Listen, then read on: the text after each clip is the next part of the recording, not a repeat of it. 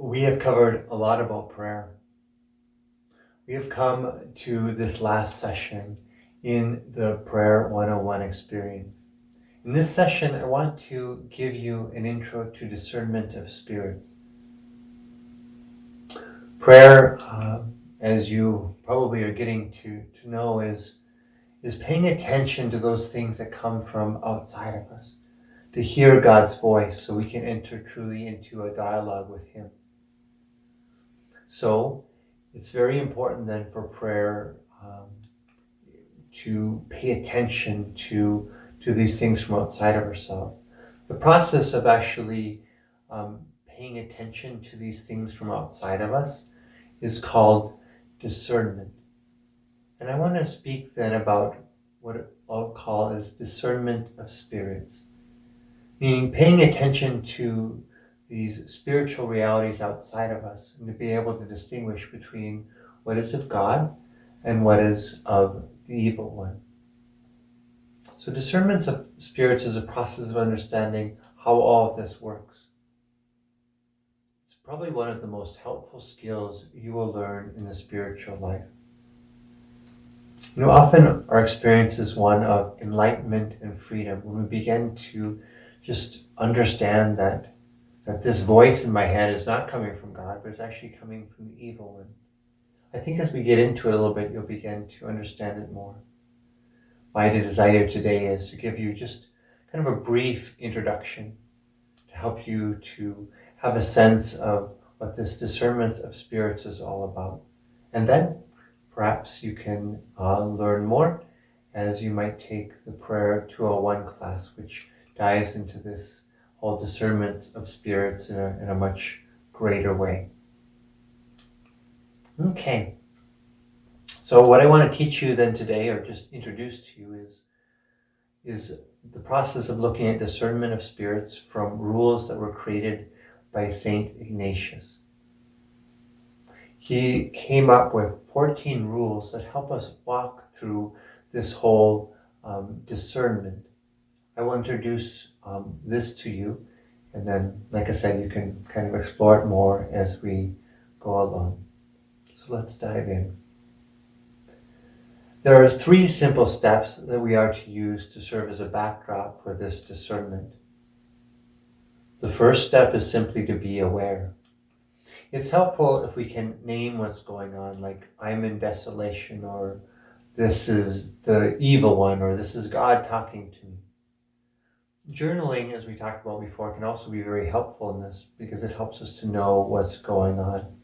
It also can be helpful, extremely helpful at times, to speak to a spiritual director or a friend, because they might point something out, especially if they know us. Like, I wonder if this isn't going on. And like we can say, it was right in front of me, but I didn't notice it. So the first step is just being aware of what's going on.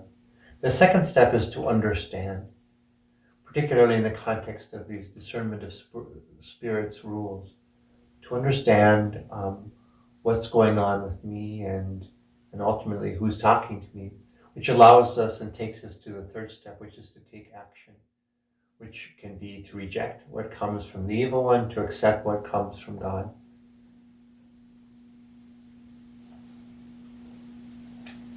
Okay, so let's now take some time to look at these rules. We're not going to look at all of them, but we'll look through the first 4 rules in particular. Okay. The first rule. The first rule in the persons who go from mortal sin to mortal sin. The enemy is commonly used to propose to them apparent pleasures, making them imagine sensual delights and pleasures in order to hold them more and make them grow in their vices and sins. In these persons, the good spirit uses the opposite method, pricking them and biting their conscience through the process of reason. In this rule, it mentions the enemy. This is obviously the devil. And I think sometimes it's helpful to call to mind that image that we might sometimes have of the cartoons where on each shoulder, right, there's a good angel and a bad angel. This is perhaps helpful then to think about the discernment of spirits in this way. Who's talking to me? Who's whispering into my ear? So what is the action of the bad angel in this case, the evil one? Well, it's an egging us on, going from one sin to another, saying, oh, it's not that big of a deal. Just keep doing it. All those things that we might have been familiar with maybe at one time in our life, right? So that's the action of the evil one. So what is the good spirit? What is God doing? Well, actually, the opposite. It speaks about like a pricking, a biting, like our conscience nagging at us, thinking like, we shouldn't be doing this. This is wrong. Something isn't right about this. So this is the first rule. And the first rule is actually different than all the other rules because it deals with people who are going from mortal sin to mortal sin. My guess is you're probably not so much in this category. You probably wouldn't have made it to session number 7 here if this was such an issue for you. So usually rule 1 won't apply to us, although at times we can regress, protect, sometimes even in a certain part of our life where we really are living more out of rule number 1. All right, well, let's turn to rule number 2. The second, in the persons who are going on intensely cleansing their sins and rising from good to better in the service of God our Lord, it is the method contrary to that of the first rule. For then it is the way of the evil spirit to bite, sadden, and put obstacles, disquieting with false reasons, that one may not go on. And it is proper to the good to give courage and strength, consolations, tears, inspirations, and quiet, easing and putting away all obstacles, that one may go in well-doing.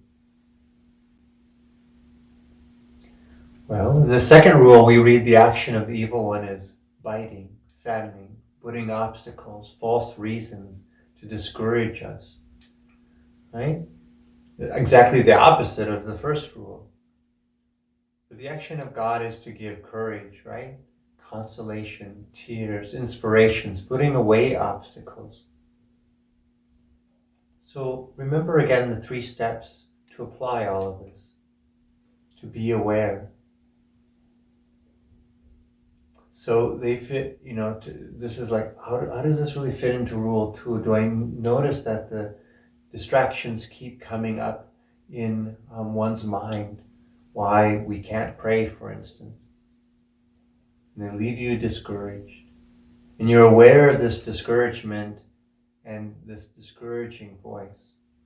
That would be the process of being aware.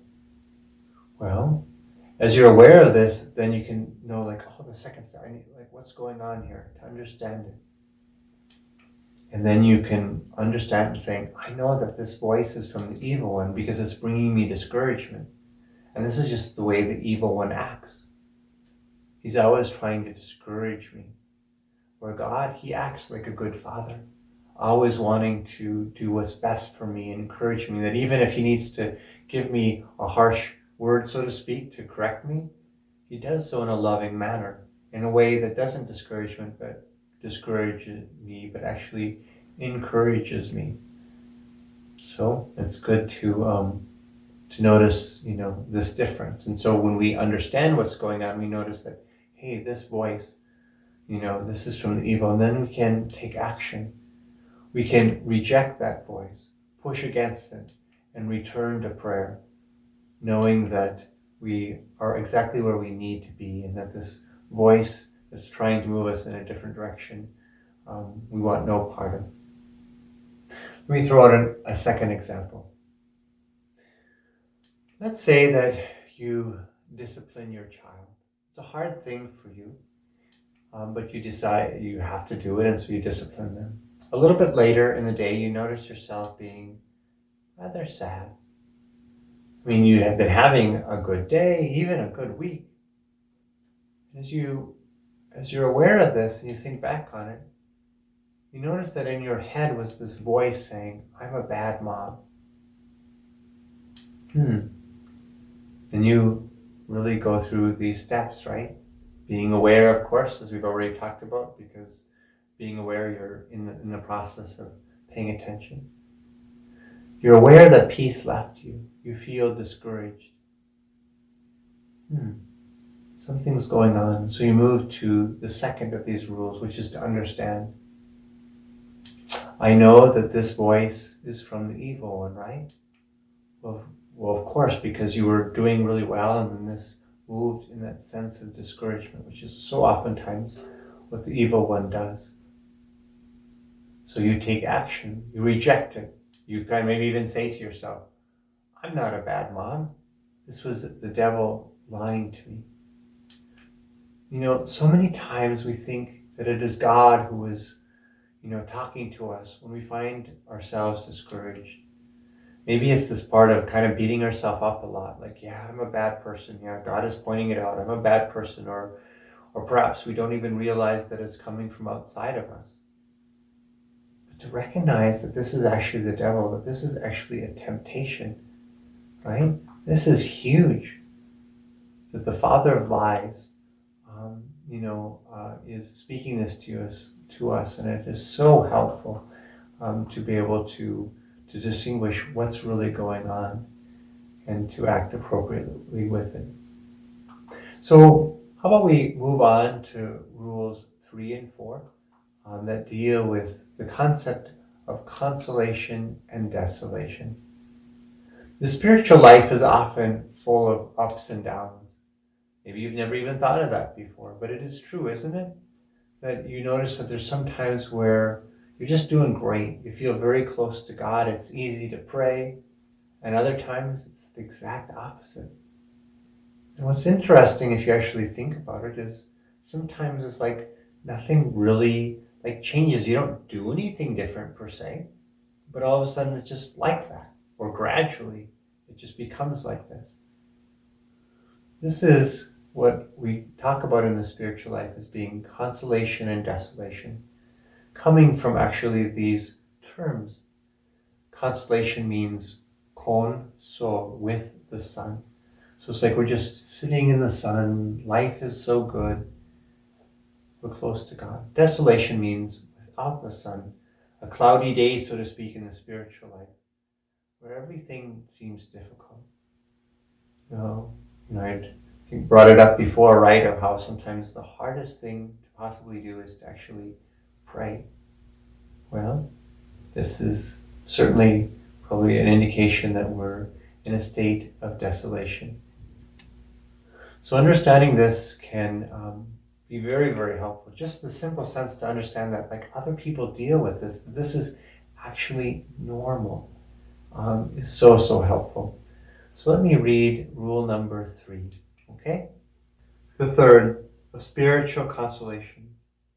I call it consolation when some interior movement in the soul is caused, through which the soul comes to be inflamed with love of its Creator and the Lord, and when it can be, in consequence, love no created thing on the face of the earth in itself, but in the Creator of them all.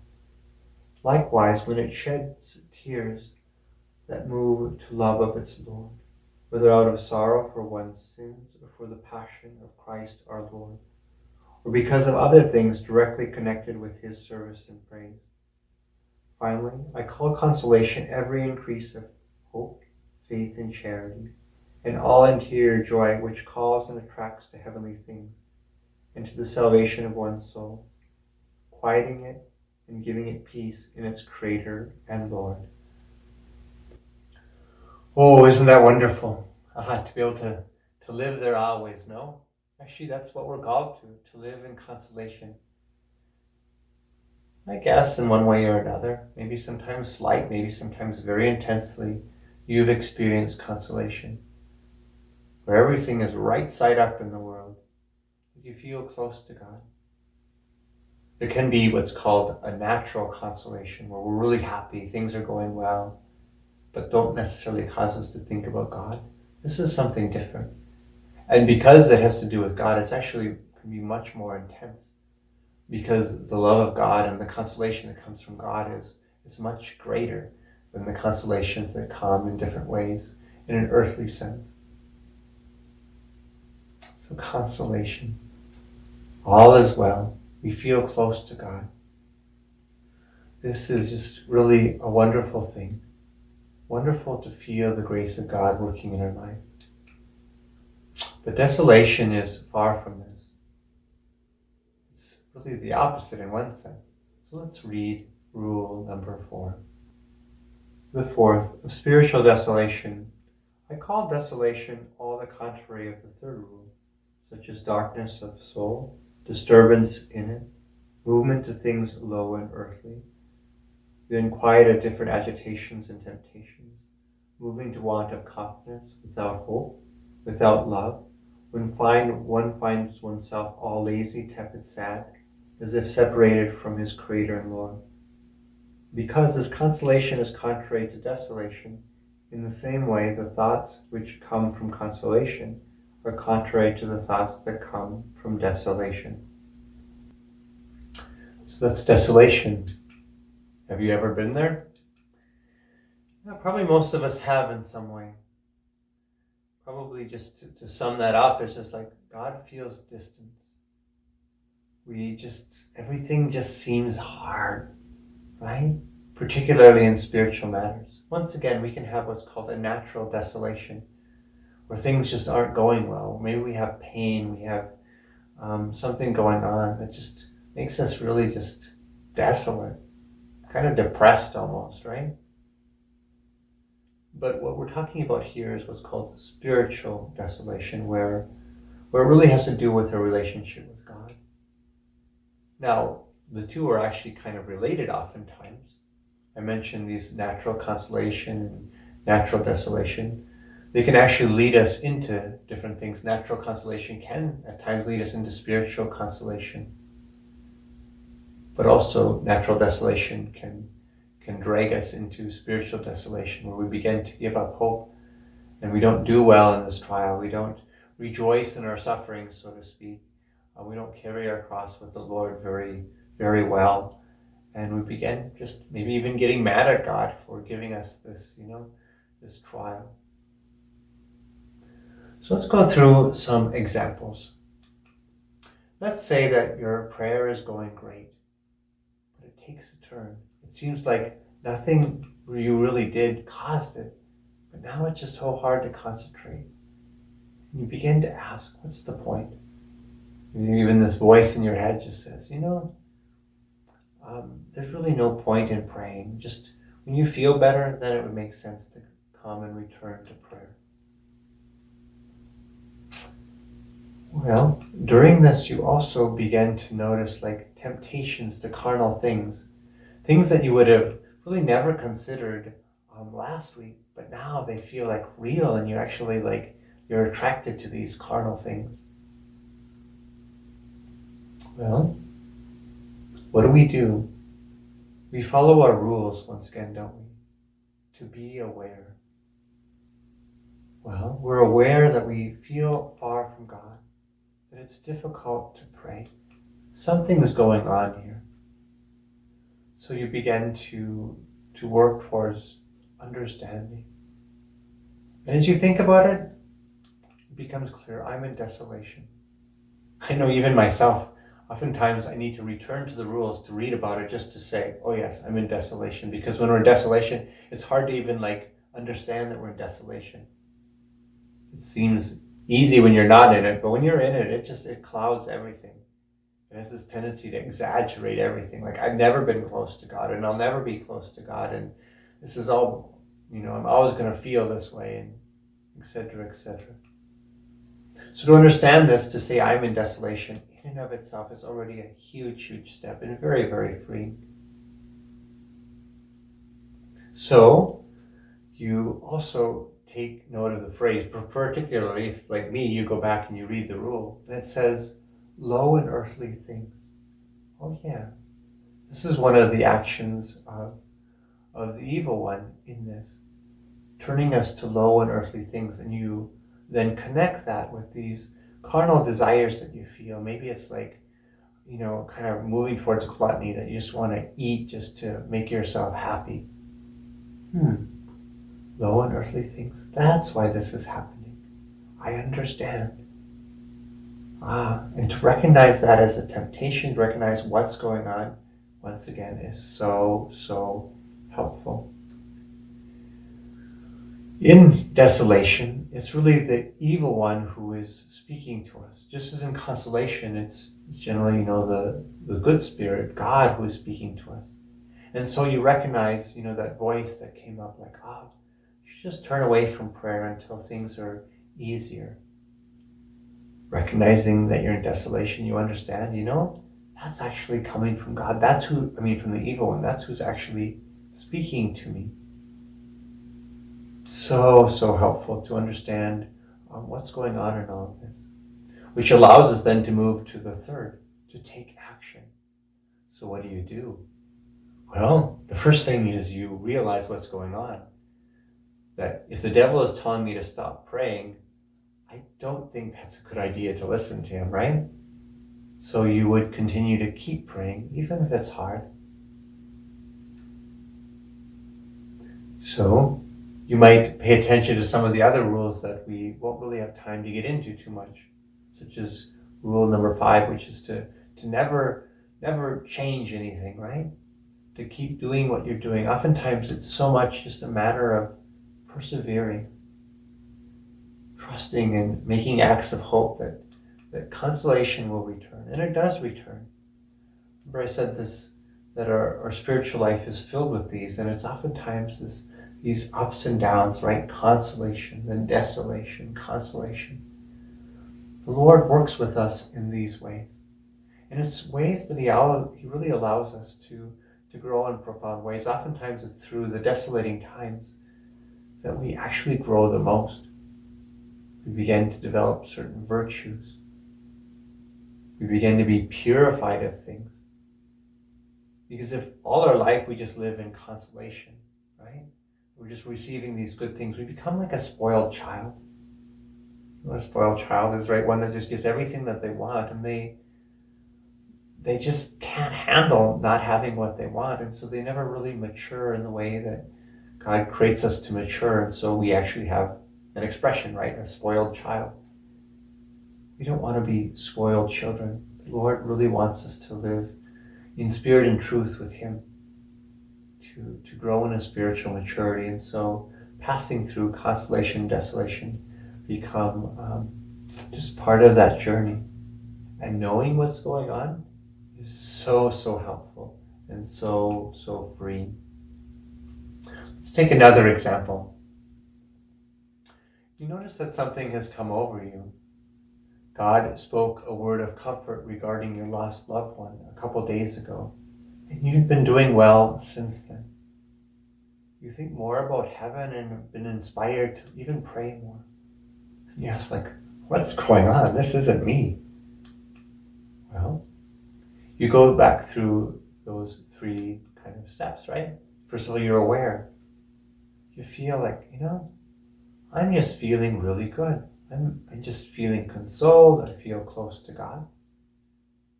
What's going on? So you move to understand. Okay, so what's going on? You understand. Well, you realize that I am in consolation.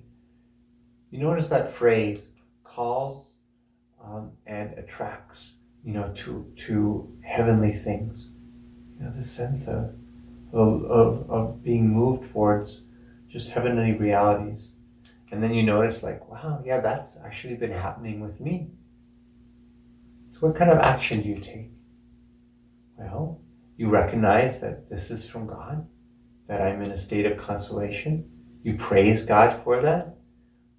You follow kind of any types of steps that, kind of actions the Lord might be leading you to, if He's leading you to pray more or whatever the case. Trust assured that, I'm in a good place and that I'm listening to the Lord. Very different than being in desolation where you need to really not really do anything until this consolation returns. You also, which is another rule that we won't get into, that you should have this sense of one day it just may happen, that desolation will return, and it probably will. And that's okay. But for now, I'm soaking in this consolation, and in drawing near to the Lord. And that's a good place to be. So when we're able to notice these spiritual movements, we begin to recognize, what is from God and what is from the evil one. And as I maybe say over and over again, this is so, so helpful and so, so freeing. Because as I mentioned earlier, we can be in the habit, maybe for long periods of time, of believing lies from the evil one, thinking that, it's actually God speaking to us. And this is probably where we get most of our distortion about God. I speak to many people who have these concepts and attitudes toward God that just make absolutely no sense. That God is some kind of, mean judge, or he's some kind of, person that just holds us accountable to every single fault and all of this. When scripture and everything about our faith tells us the opposite, how could we possibly come up with these ideas? Well, they may come in times of desolation, right? Where we just begin to listen to these things and we just think that they're true. We've been talking a lot in these days about prayer. And prayer, when it becomes this dialogue, is a way that God can begin speaking the truth to us. And when we have this powerful tool of discernment of spirits, and we can recognize what comes from God and what comes from the evil one, it means we can reshape, kind of do how we take in these things, taking only the things from God and rejecting the other things. This is obviously going to help. Because just like your mom or your dad might have told you, don't hang out with those people, but hang out with these people maybe. These are good friends for you. We hang out with God and we soak in the ways that he speaks to us as a loving Father.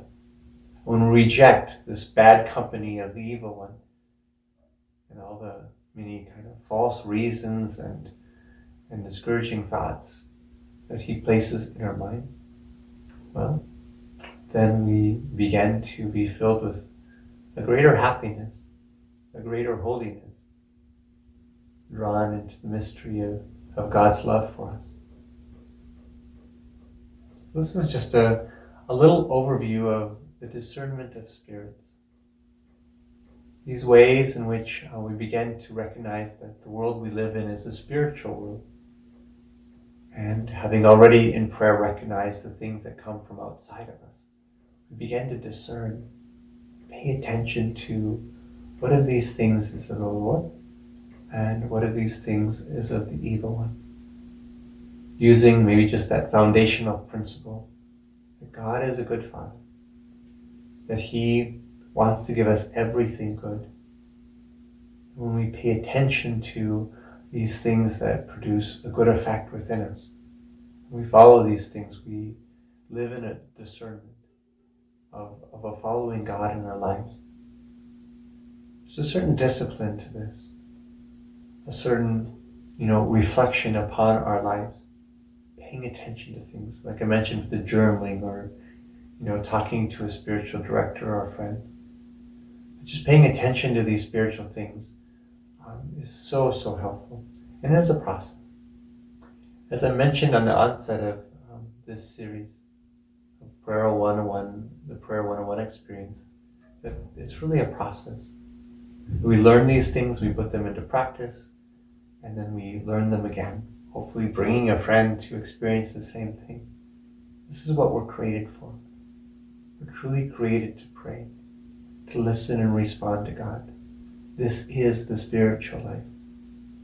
Perhaps you've never thought of it this way. You think of it more of concrete actions like going to Mass or doing this or that. And that, of course, is absolutely essential. But this brings it to a whole new level. To actually dialogue with God.